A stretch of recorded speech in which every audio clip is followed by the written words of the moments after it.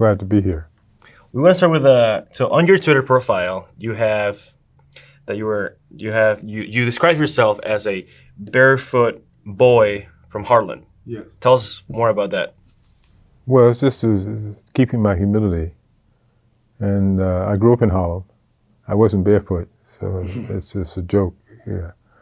And I often introduce myself in that way. When people ask me, who are you, and where are you from? So I'm just a barefoot boy from Harlem. To let them know that I don't think of myself in an overinflated way.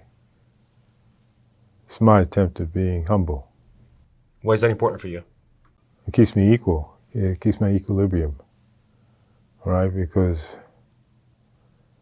you can lose sight of where you fit in the universe. That you're just a small peg in the largest universe. So that's how I like to think of myself. And you indeed had an interesting childhood. That I was reading a story how you were in college and you were looking for a night job, and you went to a couple congressmen and you ended up going to Robert Kennedy's office. Right, when he was a New York senator. Correct. And you went there, and then someone told you they couldn't offer you a job or something, but they told you to go to the Post. Well, they told me they saw in the Washington Post that morning an ad for a night copy boy at the Washington Post on the lobster shift. And I had to ask, what is the lobster shift? I don't know what you're talking about. And the woman who was helping me said, well, that's the last shift of a 24-hour cycle. And so I said, okay. And she told me what salary they were offering, and it was a night job, 6:30 in the evening to 2:30 in the morning.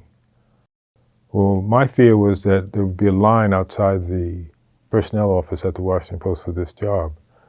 So I ran out of the building and grabbed a taxi and asked the cab driver, do you know where the Washington Post is?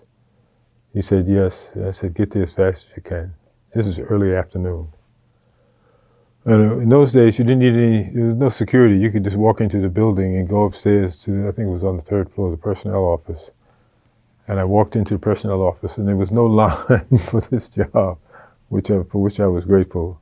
So they gave me an aptitude test and gave me a short interview, and then sent me up to the fifth floor to be interviewed by Stephen Isaacs, who was the city editor, and Tom Drain, who was the supervisor of copy boys. And copy boys just run errands, do all sorts of errands within the newspaper building. And after the interview with Stephen Isaacs and Tom Drain, I was hired. And I started on November 5th, 1965. It was a great job for me because it was indoors. There wasn't a lot of stress. I would sit at the desk that I had there most of the time and study. And then there was a room full of typewriters so I could write my papers. So it was a great job for me. Before that, I had gotten a job steam cleaning buildings at night, and the weather started getting chilly, and I said, oh, no, this is not going to work through the winter. So that's when I really started looking for an indoor job. But even to show up at Robert Kennedy's office, even then and even today, that takes courage, that takes initiative. So who told you about that, or how do you come up with that idea? I had just come down to Washington from New York State, or from New York City. Jacob Javits was the Republican senator, and Robert Kennedy was the Democratic senator. I went to both of their offices. They were my representatives, so I felt entitled. And I went to Jacob Javits' office, and that was a dead end. Then I went to Robert Kennedy's office. And the woman gave me a hint at a possibility, and I took it, and within a day or two, I was employed. And I think it's funny because you ended up winning the Robert Kennedy Journalism and Book Award, which in a way everything came around. Years later, yeah. Of course.